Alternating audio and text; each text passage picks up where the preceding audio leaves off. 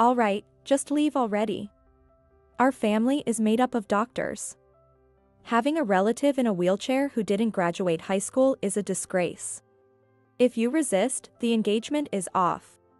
At my brother's wedding, the bride's parents directed this outrageous accusation at me, who was in a wheelchair. Why should being in a wheelchair or not finishing high school have caused me be treated like trash?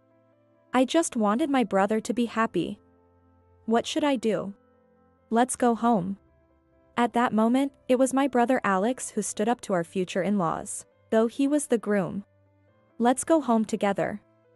I'm not marrying into such an unreasonable family. His resolute stance left me stunned. My name is Sarah. I was just a typical 27-year-old who loves going out for trendy desserts and following my favorite celebrities. But one thing clearly set me apart was that I was in a wheelchair. When I was in 8th grade, I was in a car accident and had part of my left leg amputated, leading to my life in a wheelchair. The driver at that time was my father, and he passed away. The sorrow of losing my father and the shock of losing part of my leg kept me from leaving the house for a while. I rarely went to school, but thanks to my friends and teachers, I managed to graduate middle school. Given the circumstances, I couldn't even think about taking high school entrance exams, and my mother didn't force me. Without any thought for the future, I focused on rehabilitation, and which turned out to be the right decision. Thanks to wonderful doctors and physical therapists, I gradually regained my brightness and hope for life. Of course, the support of my family was significant. Since then, my wheelchair has been my precious partner. Although there were inconveniences, I never felt ashamed of this life. I had an older brother who was 3 years my senior, and he recently got engaged. My brother was truly kind and warm-hearted, and he cried more than I did when I ended up in a wheelchair, staying by my side and encouraging me. With our mother also devastated by the loss of our father, my brother's presence was crucial. Thanks to him, my mother and I have been able to live positively without despairing about life. His engagement was the happiest news for our family this year. The day his fiancée came to our house. After greeting my mom, my brother brought her to my room. Can we come in? Sure. This is Emily, who I'm going to marry. Emily, this is my sister, Sarah. My brother showed me the woman who would be my sister-in-law, and introduced his future wife with a bit of embarrassment. Nice to meet you, I'm Sarah, his sister. I'm Emily, nice to meet you too. She greeted me cheerfully, her face clearly beautiful and striking. Wow, you really have a thing for pretty faces, don't you? She's gorgeous. That night, my brother laughed sheepishly when I teased him like that. I didn't choose her for her looks, but I can't deny I was thrilled when someone that cute approached me. You're so honest. Congratulations, Alex. Thanks. Preparations for the wedding continued smoothly, and I was looking forward to my brother's wedding day, not knowing what unexpected events awaited. On the wedding day, because it was a small chapel, only immediate family members attended the ceremony, and a grand reception followed to celebrate with relatives and friends. My mother and I were the first to enter the chapel. After I moved from my wheelchair to a seat, the staff folded the wheelchair and placed it out of the way. The arrangement, with decorations and flowers hiding the wheelchair, impressed me. I felt relieved knowing it wouldn't obstruct the wedding photographer. The bride in her wedding dress looked beautiful, and my brother appeared much more dignified than usual. The ceremony concluded smoothly, and as the newlyweds exited, the staff quickly retrieved my wheelchair. They set it up next to me, and I thanked them as I sat down. At that moment, I heard a surprised, "What?" and noticed someone staring at me. The bride's parents were walking briskly toward me. Oh, it was a wonderful ceremony, wasn't it? Ignoring my mother who stood up to greet them, they stared intently at me. Are you Alex's sister? What's with this wheelchair? Huh? I was baffled since I couldn't understand the question. This is my wheelchair, but, what do you mean? Why are you in a wheelchair? Did you carelessly break a bone, right before your own brother's wedding? The bride's father was inexplicably furious. It's not a recent injury. I was in an accident in middle school and have been in a wheelchair ever since. What? His reaction was so extreme that it startled me. My mother looked bewildered as well. Maybe Emily hadn't told them. My brother should have told them, but perhaps they were shocked to see a person in a wheelchair in real life. Thank goodness the ceremony was family only. Yes, really. If the guests had found out, it would have been terrible. Is something the matter? When I timidly asked the whispering Emily's parents, the father glared at me. You just don't attend the reception. What? Why? I was at a loss for words, suddenly hit with such a ridiculous statement. Why? You should be the one to refrain. How could you brazenly come to the ceremony? Guests will be arriving soon. It's embarrassing to have you in that wheelchair, so just leave already. Emily's mother nodded as if this was the most natural thing in the world. My mother and I were completely baffled. What? Just then, Alex and Emily, who had been changing in the waiting room for the reception, appeared. Is something wrong? Oh. Alex. Dad, Mom, what's going on? The staff said there was a problem. Just look at his sister. At her mother's words, Emily looked at me and her eyes widened in surprise. Like mother, like daughter, they looked exactly alike in that moment. What? Wait, is your sister in a wheelchair? Emily asked my brother suspiciously. Yes, I told you that. My brother remained calm as ever. You mentioned an accident, but you never said she was in a wheelchair. I did. And when you came to the house, you met her. But she wasn't in a wheelchair. She was sitting on a regular chair. Well, she rarely used the wheelchair inside the house. It's been over 10 years, and she can move smoothly indoors.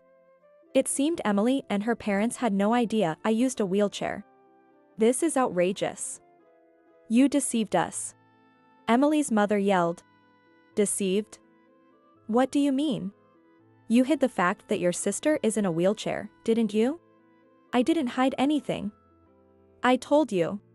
My brother looked genuinely puzzled. And besides, there are handrails all over the house, and the wheelchair was right there, wasn't it? I didn't see anything like that.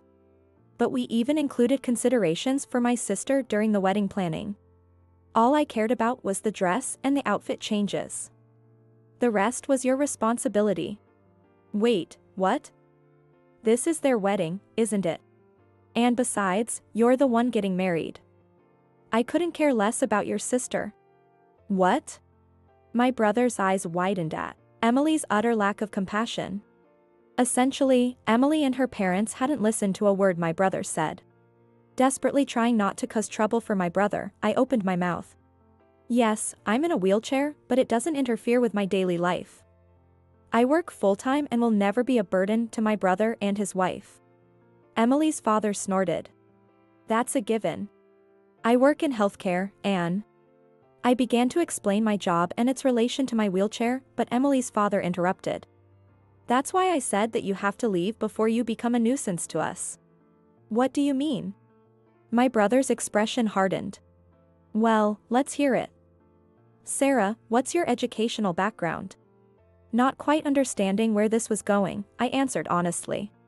I had an accident in middle school and barely managed to graduate. So I didn't attend high school. So, you didn't graduate high school? Ha! I knew it. Emily's parents exaggeratedly sighed. No, I didn't, but since then. As I tried to continue, Emily's father interrupted again. Listen. Our family is made up of doctors who graduated from prestigious universities. Your brother graduated from an elite university and is a highly regarded doctor at a university hospital. That's why we approved of the marriage. Oh, okay. So, you understand now. Leave. I'm sorry, but I still don't understand why I can't attend my brother's wedding reception. What? You still don't get it? Typical of someone who didn't graduate high school. Emily's mother grimaced as she continued. We are an elite family. All our relatives and acquaintances are people of high status, such as doctors or lawyers. Such distinguished guests will be at the reception. I see. Therefore, we don't want someone in a wheelchair, and especially someone who didn't graduate high school, to attend. It's inappropriate. You don't want to embarrass your brother, do you? Neither my brother nor I think being in a wheelchair is shameful. I want to celebrate my brother as his sister. When I said that, Emily's father sneered. You just don't get it. That's what comes from not finishing high school. And then there's that. He jerked his chin at my wheelchair. Why is being in a wheelchair a reason to exclude me? Oh my God, how many times do I have to explain? Our family is made up of doctors. Having a relative in a wheelchair who didn't graduate high school is a disgrace. If you resist, the engagement is off. What? As I was rendered speechless by the word off, Emily's father smirked. Do you want to ruin your brother's marriage? He's going to marry my daughter, work at our clinic, and have a bright future as part of our medical family. I was at a loss for words. I wanted to argue back, but the image of my brother's happy face when he announced his engagement came to mind.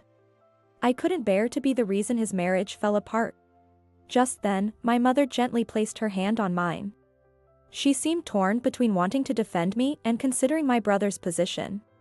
As I was about to speak with teary-eyed, my brother, who had been silently listening, spoke up.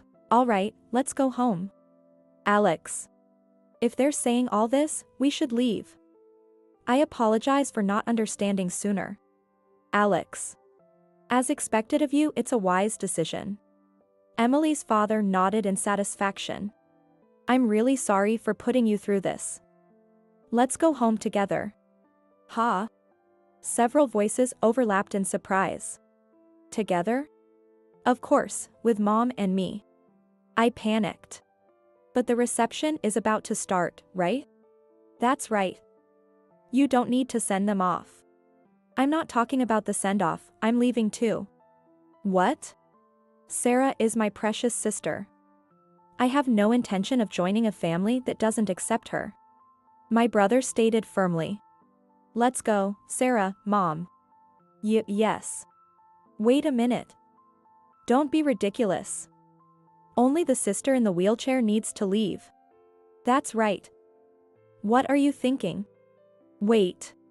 In the midst of this back and forth, a commanding voice echoed through the room. It's quite lively here. The wedding reception hasn't started yet. Has it? Everyone turned simultaneously to see who had spoken. What? Dr. Smith. Dr. Smith. The speaker was Dr. Smith, the director of the clinic and the chairman of the medical corporation. There wasn't a medical professional in the state who didn't know him. Congratulations on your daughter's marriage. Thank you. We heard you were delayed by a conference today. Yes, I managed to finish early and rushed over. How honored we are. Indeed. Please, have the seat of honor. As Emily's parents fawned and tried to guide him, Dr. Smith held up a hand to stop them. Before that, there's something I need to confirm. Ha? You were trying to expel this young woman. What's the meaning of that? What? No, actually, we were just saying that she doesn't have to feel embarrassed about being in a wheelchair and force herself to attend. What?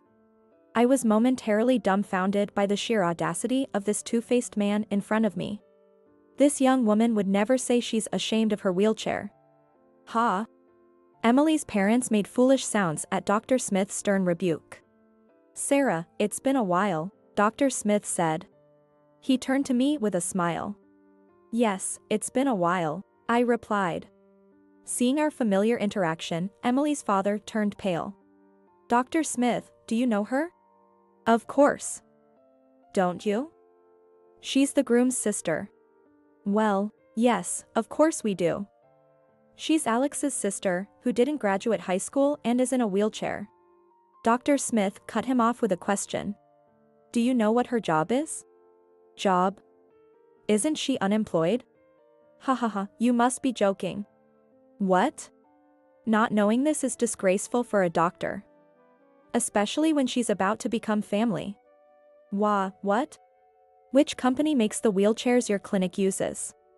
Wheelchairs? Oh, the top company in the industry that Dr. Smith is also involved with. Correct. Then you're aware of the new electric wheelchair being released. Our hospital is set to adopt it. Of course. It's highly acclaimed, and our clinic plans to use it as well. We've even invited Brian, the department head from that company, today. Thinking he had smoothed things over, Emily's father puffed up with pride. Dr. Smith pressed on. She was involved in developing that electric wheelchair. What? Emily's family collectively gaped. Oh, she's going to use the new product, right? They still seemed confused. She's not just a user. Her job involves developing and improving wheelchairs. No way. That's impossible. When she was hospitalized after her accident, it was at my father's hospital. So we've known each other since then. What? Over time, as she worked hard on her rehabilitation, we stayed in touch. When the company needed user input for improvements, I recommended her. Oh, so she just gave feedback on the comfort. Only a wheelchair user can do that. Emily's mother looked down on me and seemed unaware of how ridiculous she sounded. It started that way, but she's incredibly smart and now a part of the development team. The revelation about my work left everyone in shock. What? That can't be. Yes, and excuse me, but this girl didn't even graduate high school. There's no way she could be involved in development with that level of education. Madam, your thinking is as outdated as a fossil. What? Emily's mother turned red with anger as Dr. Smith's words hit home, and I faced her directly. Although I didn't attend high school, I took the GED. What? After that, I studied engineering on my own. Engineering? Meeting Dr. Smith and physical therapists, and helping with wheelchair research, inspired me to study more and contribute. There's no way. Someone who didn't finish high school. My brother stepped in at that moment. My sister has always been more capable than I am. She takes after our father, who was an engineer. That's a lie. If it's true, why didn't you tell us? Dr. Smith, we were deceived. My brother looked at them coolly. I told you about my wheelchair and my work, but you didn't listen. What? I added. When I tried to explain my work earlier, you wouldn't listen. As soon as you saw my wheelchair, you just told me to leave. No. My brother turned to the bride. I'm shocked you didn't listen either. You just said you didn't know. Did I? And even if you just found out today, any normal person would show concern or offer help. Instead, you and your parents demanded she not attend the wedding reception. I'm deeply disappointed. Faced with my brother's harsh criticism, Emily and her parents started arguing among themselves. That's not true. I was just agreeing with Mom and Dad. They were the ones who said awful things to your sister. Hey, what are you saying? I only did what my husband told me to. Wait, Dr. Smith, that's not it. My foolish wife was being vain and told her to leave. I tried to stop her. What? Am I a foolish wife? Enough of this nonsense. My brother's voice cut through their bickering like a sharp knife. I can't watch this anymore. As I said before, I can't become family with people like you. The engagement is off. What? Wait. Are you trying to humiliate me? Yeah, what about the wedding reception? Everyone's already here, and you want to disgrace our family of doctors? You're the ones who told us to leave. I expressed my anger openly. There's no proof of that. It's all in your head. Now, the bride and groom should get ready for the wedding reception. Hey, you. Push her wheelchair. I was almost impressed by Emily's father's audacity but knew I had to state the facts. We have proof. The staff heard everything, and we've been recording today, so it's all on video. What? You've got to be kidding. It's bad enough having a high school dropout in a wheelchair as a relative. But I was willing to tolerate it for today. You should have just kept quiet and obeyed, you little brat. Dad, stop it. Ah. The bride's father realized his mistake and covered his mouth, turning pale. Well. Dr. Smith's eyes glinted sharply. Well, that was just a slip of the tongue. It's too late. And it wasn't just me, everyone here heard it. Convenient, isn't it? Saves us the trouble of explaining. What? Yes. The wedding reception hadn't started, and everyone was already gathered, noticing the commotion between the bride, groom, and their parents. That was natural. The guests were whispering among themselves, cast cold glances our way. Your clinic won't be getting the new electric wheelchairs. Of course, the rental contract will be over. What? Why would you? Brian from the company is right there. Other doctors and guests here also heard you insult Sarah. What? My brother placed his hand on my wheelchair. Let's go home. We don't need to be part of this family. Yes. Thank you, Dr. Smith. I didn't do much, just stated the facts. Wait. Please. Conduct the wedding reception, please. Wait. What about me? What should I do? Ignoring the wailing Emily and her family, I rolled my wheelchair forward. In the end, the wedding reception was cancelled. My brother bowed to the guests and explained the reason. Despite Emily's family's frantic denials, no one believed them with Dr. Smith's testimony. Most of the guests had witnessed our exchange anyway. 3 months later, the Johnson Clinic, Emily's father's clinic, lost the trust of Dr. Smith and his medical colleagues, and severed ties with the company. Emily's father, who had always been arrogant as the eldest son, became even more ostracized by relatives after the wedding incident. The events of that day quickly spread among the reception attendees. Patients stopped trusting a doctor who looked down on wheelchair users, leading to a steady decline in the Johnson Clinic's clientele. Nurses and reception staff also began quitting one after another. It was widely rumored the clinic would close by the end of the year. Emily, now branded with a tarnished reputation thanks to her parents, has become estranged from friends and was often seen partying in the nightlife districts. As for me, I felt guilty about my brother's broken engagement and apologized repeatedly, but my brother remained cheerful. I should be the one apologizing. I hurt you because I couldn't see them for who they really were. But I honestly have no regrets. Plus, now that I'm working at Dr. Smith's clinic, so I've actually taken a step up in my career. His smile was indeed refreshingly clear, showing he had moved on. My brother had left his job at the university hospital because he was supposed to work at his in-laws' clinic after the wedding.